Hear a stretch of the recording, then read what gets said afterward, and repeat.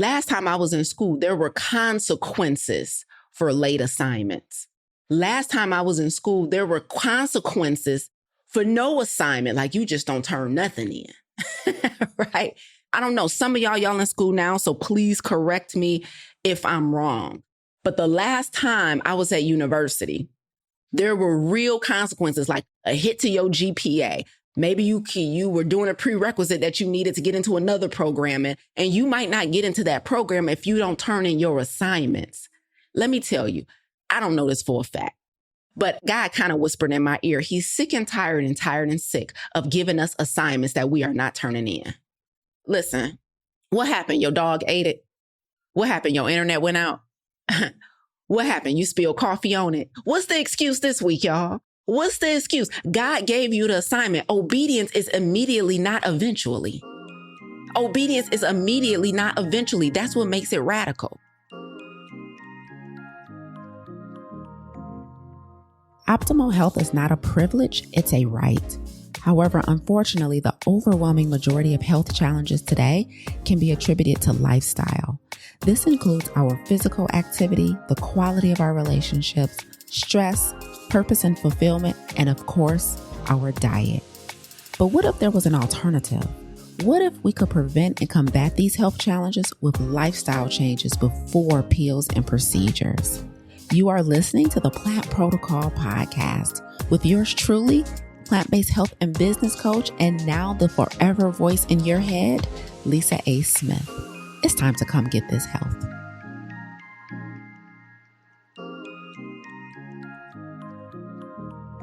Come on in here. So we're talking about radical obedience today, and I really pride myself on living a life of radical obedience. Radical obedience. Now, most of us have heard of being obedient. We say it all the time, especially if we faith-based, we believers. We've heard the term obedience. We say it, we use it. It's a popular word, kind of like vibe check. You know what I mean? Swag, shenanigans, right? Obedience is a popular word. But as I reflected over my life, I realized like there's levels to obedience. There is levels to obedience. And one of the things that I'm going to break down for you today in very precise, exact terms, where my meaning, my intention, and the purpose of what I'm saying, not going to leave any confusion on the table.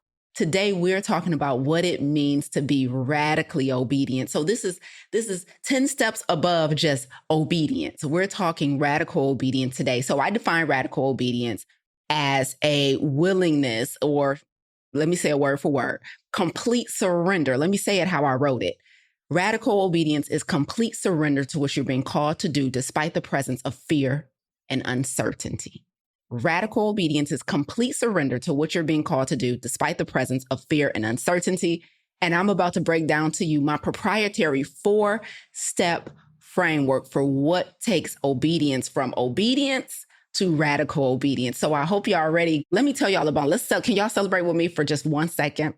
Let's talk about, let's start off with a victory around obedience. So less than 3 months ago, so I've been telling you guys the most of the year that I'm writing a book, and I'm writing a book about radical obedience.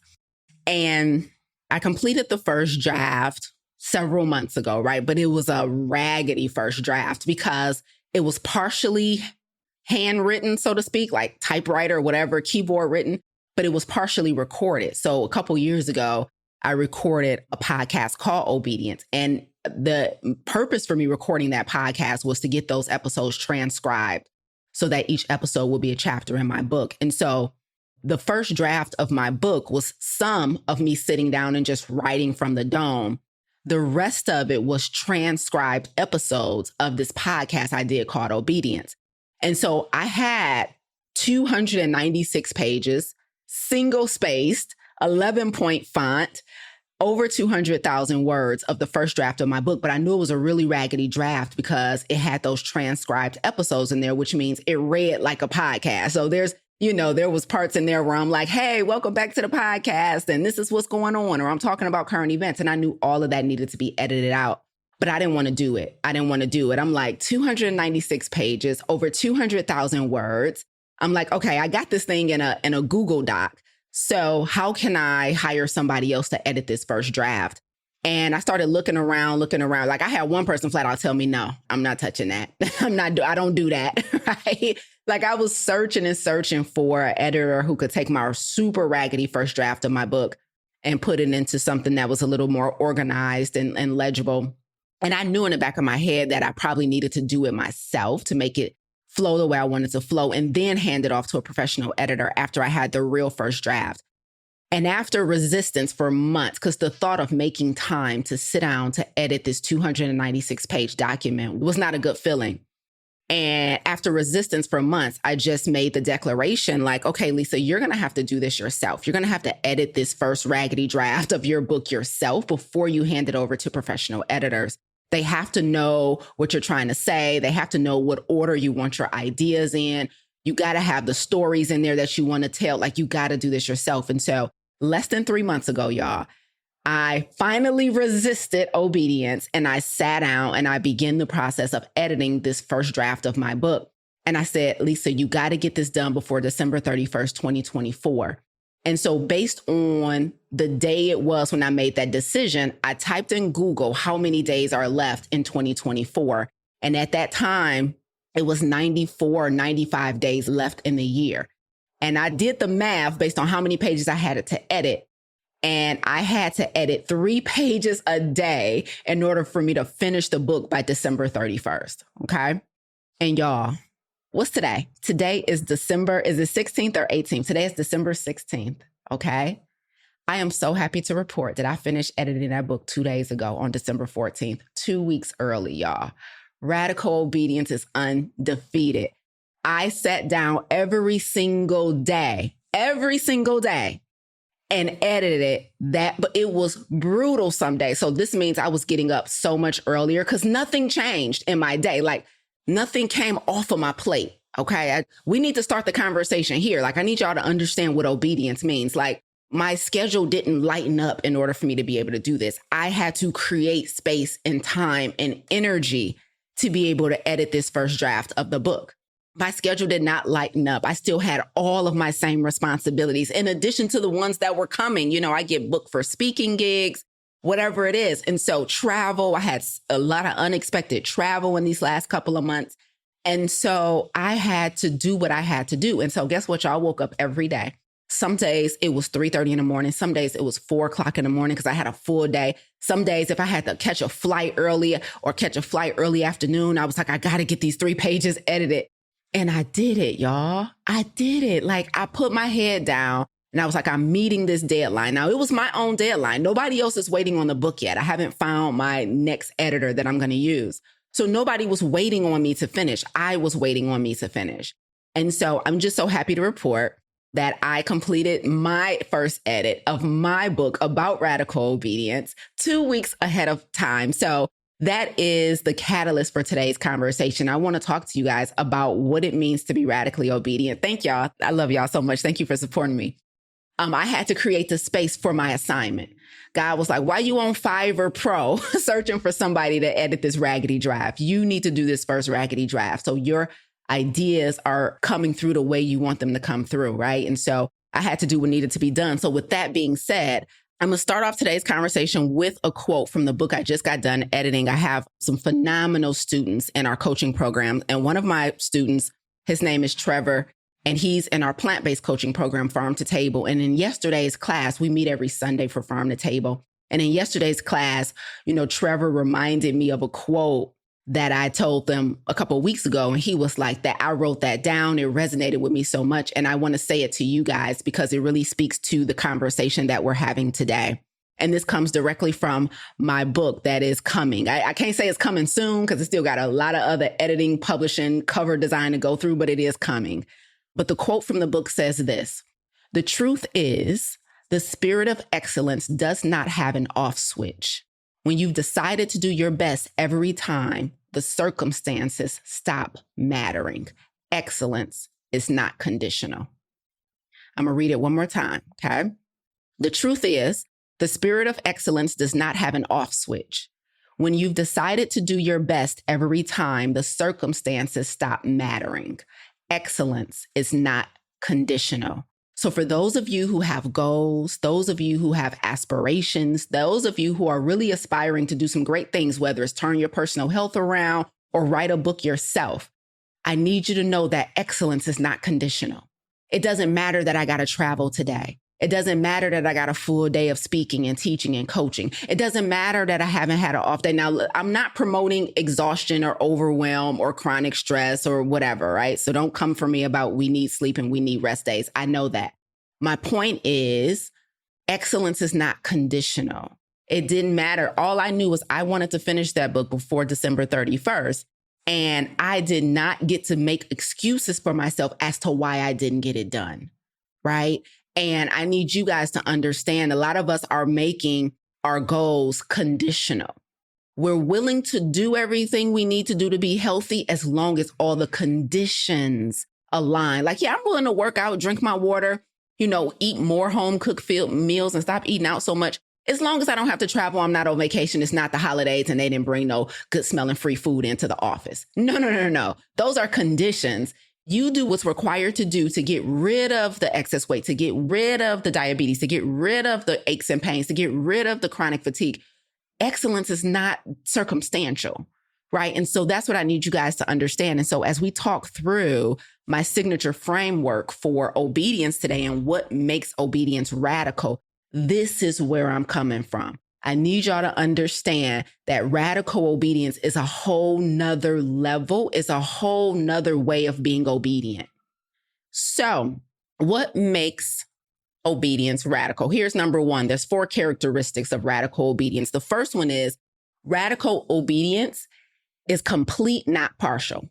So obedience is complete, not partial. So what does that mean? That means you do everything you were told to do and not some of the things. So what's the first thing that makes obedience radical? It is that it is complete and not partial. Here's my challenge. I told my our Farm to Table students yesterday, we had a really good class yesterday in Farm to Table. And I was telling them yesterday that when it comes to our health goals and typically any goals that we have in our life, here's the biggest issue with people. Most people, at least most of the people that we all probably spend time with, right, live their lives in the middle. They live their lives in the middle. So what that means is that they're not necessarily doing the least. They just refuse to do the most to get to their health goals.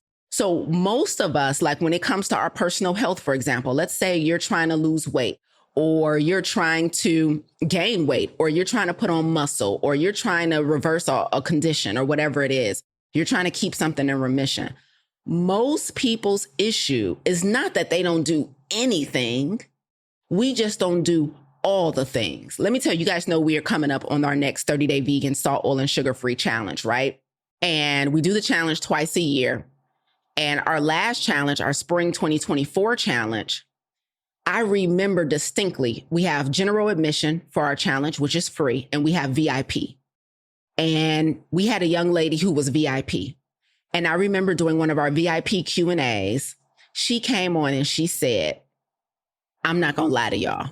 When I first found Lisa's challenge and when I first read everything that was going to be required of us, I said to myself, oh, I'm not giving up sugar. I'll give up the rest, but I'm not giving up sugar. She was like, and I don't know, something happened. Now, she was an ultra VIP. And so with our ultra VIP challengers, they get a private coaching session with us, right? And so she said, after my private coaching session, I decided, no, I'm not going to just do part of the protocol. I'm going to do all of the protocol. And she did. And she got significant results. Like she lost weight, like things changed for her. Like she followed the entire protocol for our 30-day vegan challenge. And she had phenomenal results that she reported in the end. She showed us screenshots of her charts and her numbers and her pictures. It was amazing, right? But I remember her distinctly saying during a VIP conversation, she said, when I heard the chat, like vegan, salt, oil, and sugar free, she said, I was very ready to do most of it. But I was telling myself that I wasn't going to go as far as letting the sugar go all the way. But eventually she did. And I want to say that this is the challenge for a lot of us. We're not where we want to be because of our lack of doing anything. Most of us are doing something. The issue is that our obedience is partial. We're willing to do most of the things, but not necessarily all of the things. We're willing to go the majority of the way, but not necessarily all the way. Like yesterday in class, Trevor, he told us, he was like, Coach, I had to travel recently. And he's like, I didn't really have that much food on me. And he said, I got on the plane. They upgraded me to first class. In first class, the lady come around with the snacks. The only snack I could really kind of eat was the almonds. He said, Coach, but they were salted almonds. He said, so you know what I did? I told her to bring me a glass of water and I rinsed the almonds off, Coach. I rinsed the almonds off, wiped them down and ate the almonds. And I said, Trevor, that's what I'm talking about. Most people would say about Trevor what they say about me. He doing too much. Lisa, she doing too much. She talking about no moderation. I can have I'm working out. I'm drinking water. I'm eating vegetables with every meal. I can afford a small bag of chips. I can afford a small slice of pie at the holiday dinner. Radical obedience is complete, not partial. I need you to check in with yourself. How many of y'all are just doing enough to say you doing something? Like, you don't even get winded during your workouts no more, but you still show up for a workout. So you're not doing enough to move the needle, but you're doing enough to maintain where you are. The problem is you still want the needle to move. So you're obedient because you're showing up to exercise consistently, but you're not getting that heart rate up no more. You're not running. You're not lifting like we told you to lift. You're not challenging yourself like we told you to challenge yourself. You're not getting a coach like you've been told to do because you got an injury and you're afraid of re-injuring yourself. And you've been instructed to get a trainer who specializes in that so they can teach you how to work out and be safe. But you don't want to do all that, but you're willing to still walk. You're willing to still do the stuff that's comfortable. You're still willing to do the stuff that will allow you to check the box to say it's done. Radical obedience is complete, not partial. It's complete, not partial. We have to stop only doing enough to say we doing something. What was the assignment? Obedience, partly what makes it radical, okay? The first out of 4 things I'm sharing with you this morning is that it is complete, not partial. It is complete, not partial. You're not just vegan when they got vegan options. You vegan because you vegan and you got some stuff you trying to combat right now. You get what I'm saying? You're not just saved when it's easy to be saved. Like, you don't just tithe when you got it that week. You tithe all the time. Obedience is complete, not partial. I think y'all got it. Let's go to number 2. The second thing that makes obedience radical, it's that obedience is immediately, not eventually. Let's be clear. Let's be crystal clear. So I told you guys, we're doing this 30-day vegan challenge. And I told you guys that our Ultra VIP challengers, they get a private one-on-one prep call. They get a private coaching session to prepare them for the challenge so we can kind of map out what they need to focus on for the challenge, right? And so last week, I had one of these one-on-one coaching sessions for one of our Ultra VIPs, right? And me and her were having a good conversation, and she was like, Lisa, I'm joining the challenge because I just beat cancer and I need to keep it in remission. I just want to make sure I'm good to go. She said, but also my doctor just diagnosed me with type 2 diabetes. I said, ooh, right. And she was like, plus I got to lose weight. Okay. So I said, you in the right place, baby girl. Let's get it. Right. So got to keep cancer in remission. Got to get off of, type 2 diabetes, got to reverse that, got to lose weight. I said, got it. And she said, my issue is definitely consistency. Like, I will do good, then I'll fall off. I'll do good, then I'll fall off. I'll do good, then I fall off. Sound familiar? I thought it did. I said, okay. Well, I said, have you done our first assignment that we give you in the challenge portal? Now, the name of that assignment is Give Your Health an Assignment. Okay. She said, no, I don't think I have. I said, oh, let me explain it to you. I said, one of the reasons we typically fall off on our health journey is because we think we're only doing it for ourselves, right? And we are neglecting how we intend to leverage our health. I said, so for example, I lost weight years ago. I don't have any pre-existing conditions, not on medications for anything. But the reason I still eat as clean as I eat, the reason I still work out as hard as I work out is because speaking and teaching and coaching is my gift. And I want to show up every time I do with a very sharp brain. And the only way I can do that is if I stay off of sugar all the time. Like, As long as I get good rest, as long as I move my body, like when I hit these stages, I don't need anything distracting me mentally. Like, how do I look? What are people thinking? I'm too overweight. I don't belong here. So I can't afford those limiting beliefs. So I got to have body confidence. My mind got to be sharp. I got to be well rested. I said, so the reason I adhere to a whole food, plant-based lifestyle and my mindfulness and my prayer and my exercise and all of the things that lend to a healthy lifestyle is because you're my assignment. I have to coach you. I have to be good for you. I said, what's your assignment? You know, she told me, she said, well, I work with kids, teenagers. And she said, they really struggle with confidence and belief in themselves. And she's like, I recently was asking them some questions and I asked them to write down their answers anonymously. And she was like, they were talking about suicide and they were talking about all of this dark stuff. And she said, I really want to create a program for teen girls. I said, I love this. I love this. That sounds like a beautiful assignment, right? I said, okay, now we're getting somewhere. You have to give your health an assignment. Like, what do you have to be healthy enough to do? Because remember, getting healthy is just the starting line, not the finish line, right? So she told me the assignment. And then I asked her something, y'all. Then I asked her something that took the conversation to the next level. And it was a very simple question. And you guys can ask yourself this question. And I asked her, I said, how long have you been wanting to create this program for teen girls? And I'm sad to report, y'all, she put her head down. The energy in the Zoom room changed a little bit. It was just me and her. But she put her head down and she shook her head and she said, years. I said, excuse me, say what? She said, years. I've been working with these babies for years and I've been wanting to create a program that does this and does that and does this and does that in service to these teenagers. I said, you done had this assignment for years and you still haven't executed? She said, yeah. The second thing that makes obedience radical is immediately, not eventually. It's immediately, not eventually. Some of us been playing in God's face for a long time.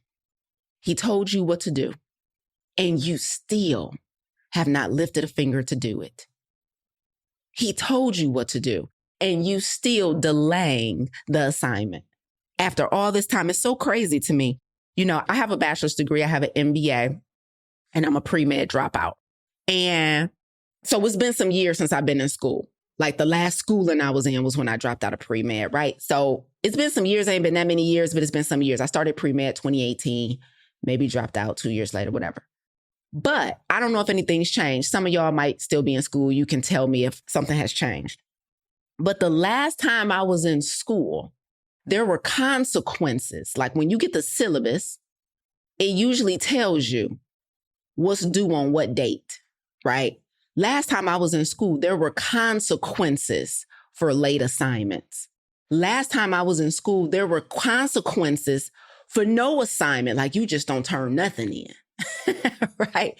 I don't know. Some of y'all in school now, so please correct me if I'm wrong.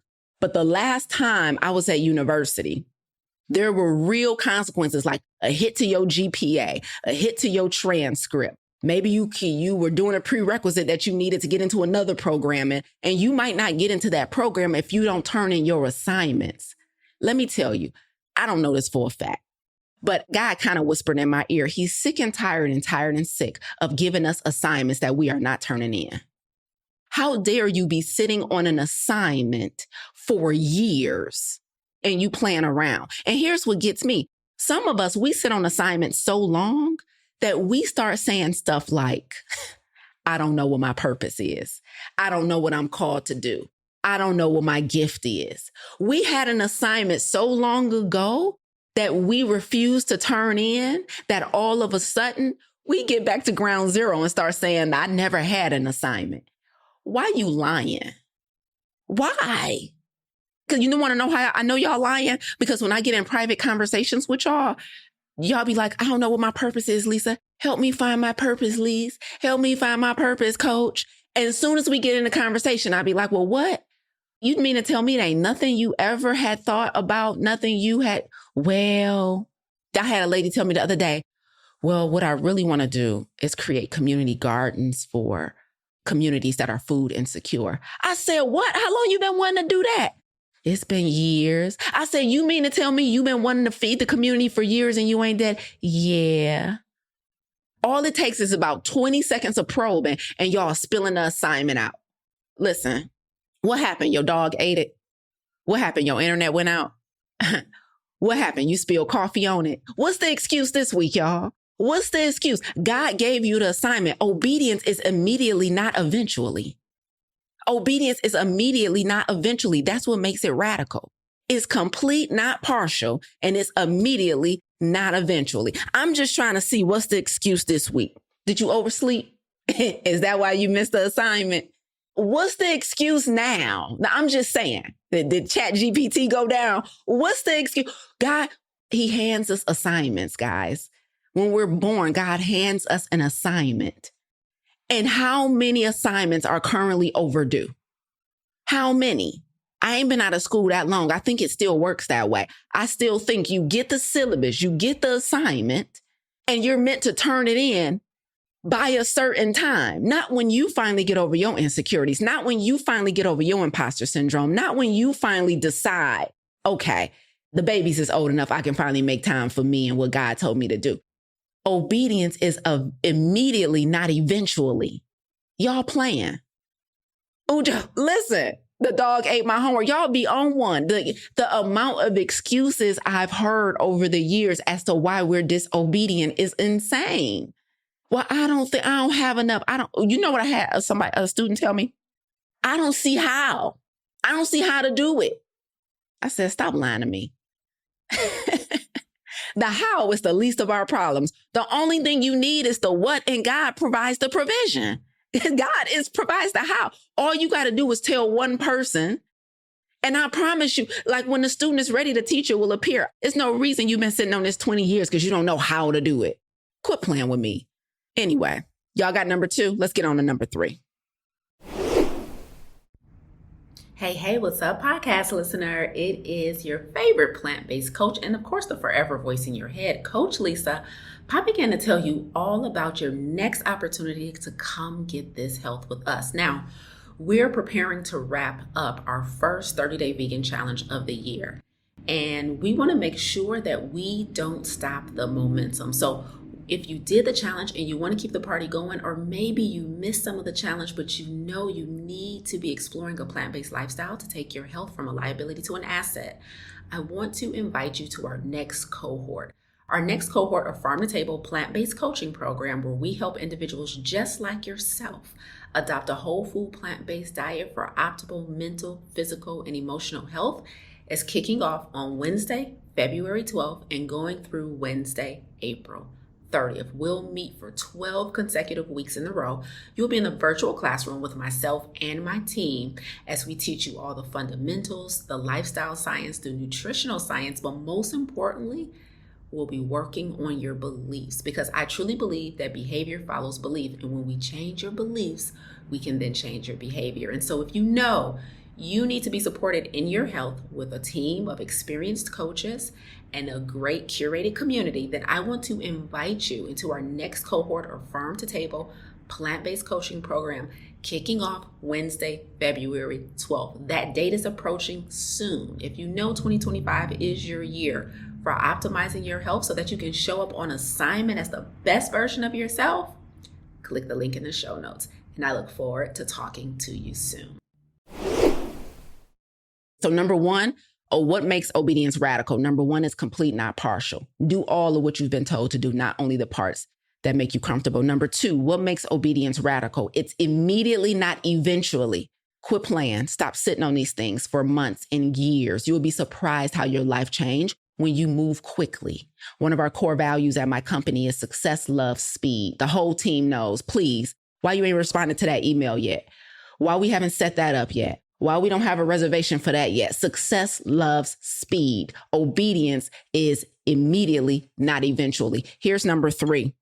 The third thing that makes obedience radical is that you do it with joy, not resistance. Let's talk about your attitude, okay? So y'all ever had somebody ask you to do something and you knew you was going to do it? You was going to say yes. but you did it with a whole bunch of reluctance. You did it begrudgingly. You ever had that? Like my sister just reached out to me a couple weeks ago and she's like, sis, can I use your place to host my holiday Friendsgiving? Right now, I ain't gonna hold you, y'all. I clenched up a little bit. I am so particular about my place, right? Like it's my piece. I work from home. I live from home. So I like everything in its place and a place for everything. Like I like cleanliness. I don't like anything. Like it's a big deal to me, right? And so I don't like having company. I'm private. Like it's a whole thing. I don't like people to know where I live. It's probably because I know like I'm becoming a public figure. I'm on my way to being a bigger public figure and then being a household name. So I'm just like, I covet privacy. Like already I covet privacy. And so when my sister asked me to use my place for her to host her Friendsgiving party, I flinched a little bit. I ain't gonna hold you. I flinched, right? And my place wasn't her first choice. She's like, at least I was going to do it in the clubhouse, but they just shut the clubhouse down because it's under construction. She was like, we had no idea. They just put a sign up, so I can't use our clubhouse. So can I use your place? So it was a last minute, like her event was like in 2 days. It was like super last minute. I'm like, dang, yeah. I had to say, yeah, it's a little sis, right? But I knew if I said, yeah, I had to say yes with a smile, because here's what none of us like. Like for those of us who already have a hard time asking for stuff, part of the reason we don't like asking for stuff is because we don't like, number one, for people to throw it in our face or whatever, but we also don't like to feel like we're inconveniencing anybody or being a burden to anybody. So there's nothing like somebody saying yes to you, but they saying it with an attitude. They saying it begrudgingly, like, yeah, you can have these couple dollars, but then they make you feel bad about asking, right? And they yes just becomes like toxic. You know what I'm saying? And I know people hate that. So I wasn't about to do that to my sister. So what I said, when soon as she asked me, I knew in my spirit, I got the full body yes, like, hey, help your sister out, right? But I knew I had to do it with joy. I knew I couldn't do it with reluctance. I knew I couldn't do it with resistance. I knew I needed to be a joyful giver. See, when you are on assignment and you are being obedient to what you're called to do, you're in service to other people, but you have to do it with a smile and a genuine smile. I was happy that my place was going to be empty and she could use it and she can host her party and things can go as planned. I couldn't be in my head like, don't tear my stuff up. Let me see the camera. What's going on? Blah, blah, blah. I'm like, have a good time. Absolutely. Everything is replaceable. You about to create a memory with your friends. I love that for you. Obedience, you do it with joy, not reluctance. Now, let me give you an even deeper example. Okay. A while ago, we were enrolling in one of our programs, my business accelerator. You guys know I help people create successful coaching businesses, right? And so we had someone who enrolled in the program and then almost immediately, shout out to my CEOs and everybody out there who's taken a risk on life and decided to start a business. But after a couple of days after she enrolled, like 24, 48 hours after she enrolled, she changed her mind and she wanted a refund. And I'm like, shoot. It was thousands of dollars, right? And so I'm like, oh man, now I knew right away, like, because, you know, our gut, our intuition, like God gives us the answer right away. Sometimes we just have a hard time being obedient to the answer we got. So I knew right away when she asked, like, I'm like, I don't want this energy. You know, she's definitely not my ideal client because I love working with people who already know what they want and they not all on the fence and they don't have all these issues with insecurity. Oh, I don't want to invest in myself right now. Okay, cool. So I'm like, let her go because I don't want that energy. Because when we get to work, I just want to be able to work on your business without you getting in the way, right? And so I knew immediately I was going to give her money back, but I knew I had to do it with joy. Any other entrepreneurs out there ever had to make a business decision that wasn't ideal? And you had to really work hard to do it with grace and poise and gratitude. You had to do it with an abundance mindset. It wasn't like, oh, if I get his money back, I'm not going to get more money. It was, I'm happy to refund you. I'm happy to, like, customer service, because we hadn't started working together yet. So it was okay. She hadn't had access to any of my intellectual property yet. Like, it was okay. Like, Lisa, give it to her and let her go. Anybody else had to be like in service to somebody else and do something that they really didn't want to do. And you had to do it with the right attitude. That's what radical, that's partly what makes obedience radical, is that you do it with joy. You're a joyful giver. You do it without resistance, without reluctance. You do it happily and you move on. You don't dwell on it, you don't let it linger, and you have a positive outlook about it. Like, this is going to come back to me 10 times fold. I'm happy to be in service. Let me move on with my day. Now, how many of us like, I'm going to do it, but we go kicking, screaming, stomping and shouting, right? Like, I'm going to do it, but I hate it here. No. No. That's not how obedience works. Like, we do it and we do it joyfully. We do it happily. It's so important, right? And so number 3 is what makes obedience radical. We do it with joy and not reluctance.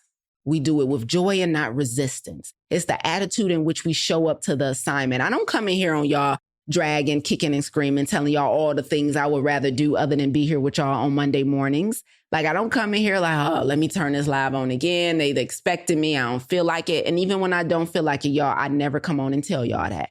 I serve with joy. I serve at the pleasure of every single person watching and listening. Why? Because this is my assignment. My speaking, my teaching is my assignment. When I get the divine downloads that I'm supposed to deliver to you guys, how dare me show up with an attitude thinking you ought to be grateful? No, I'm grateful that God gave me this assignment. I'm grateful. Everything that I'm teaching you right now, I thought of. This is my intellectual property. I came up with this framework for radical obedience, but God didn't give it to me for me. He gave it to me for y'all. So how dare me show up with anything other than a joyful, grateful smile, right? So I serve at the pleasure.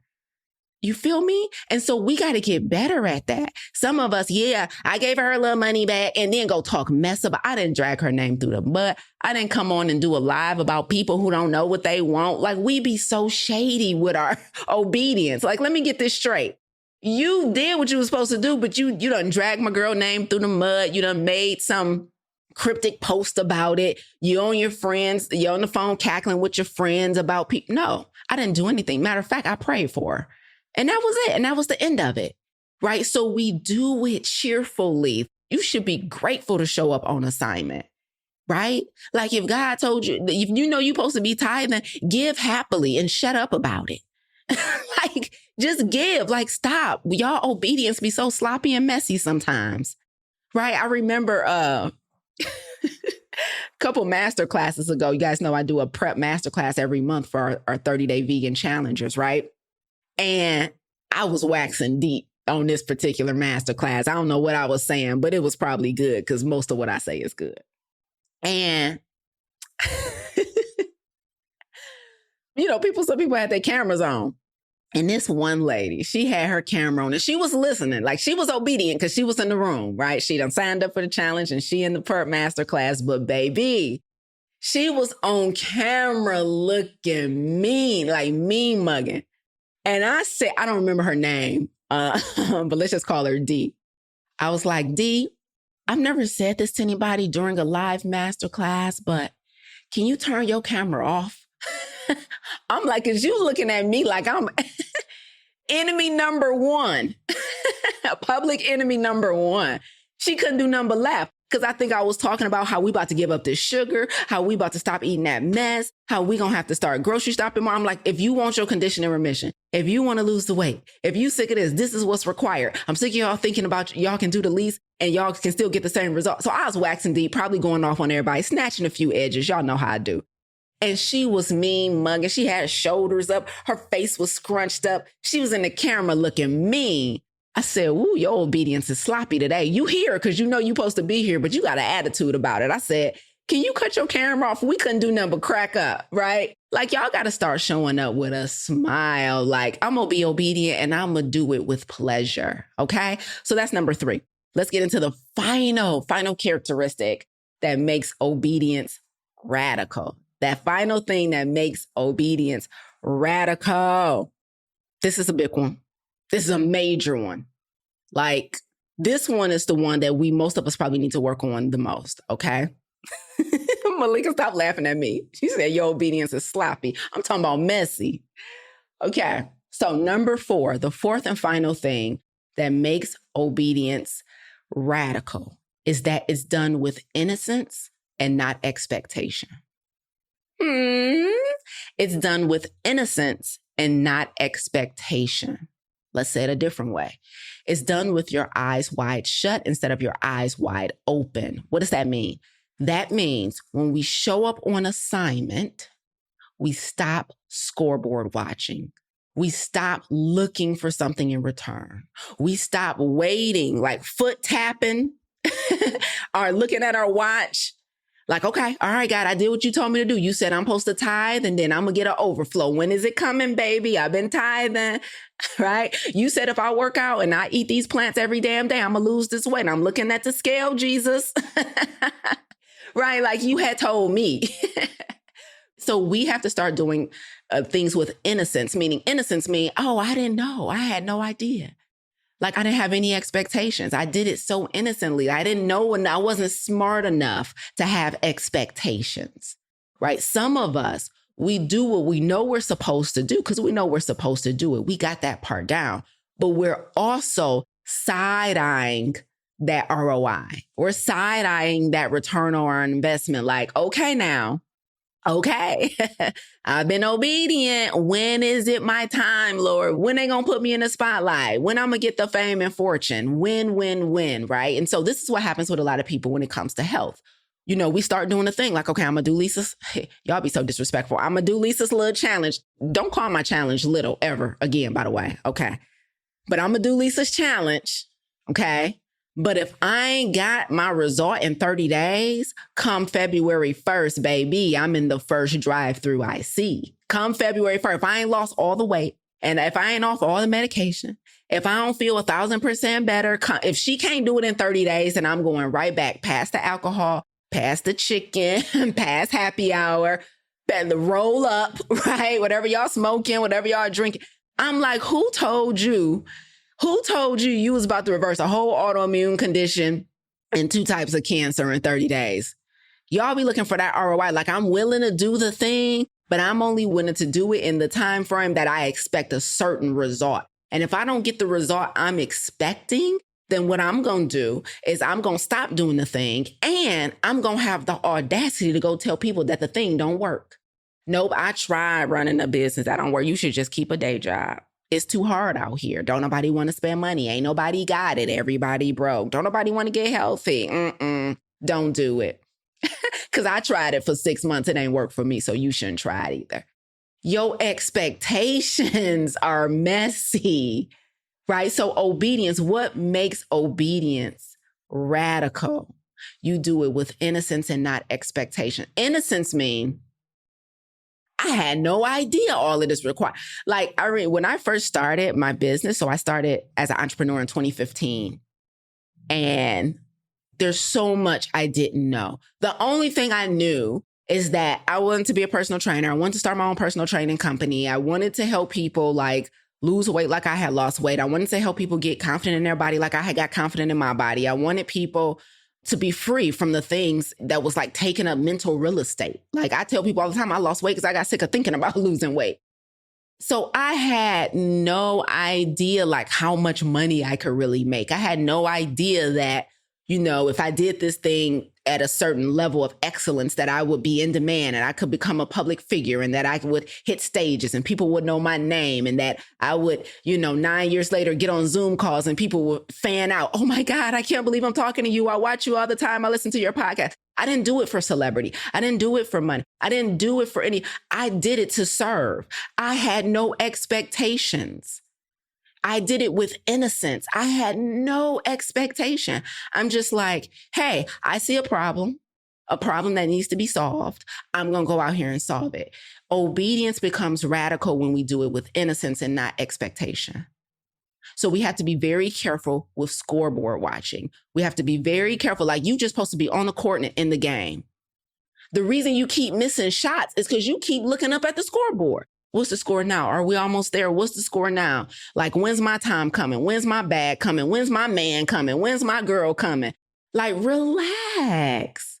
Why they happy? Why she happy? I've been working on myself, like you said. I made a list of everything I want in a partner. I did that. Relax. Just be obedient. You knew to find the best partner, you were supposed to work on yourself. Just work on yourself. Like, he better come quick or I'm about to be for the streets. No, relax. What's up with all these expectations, Jesus? You feel me?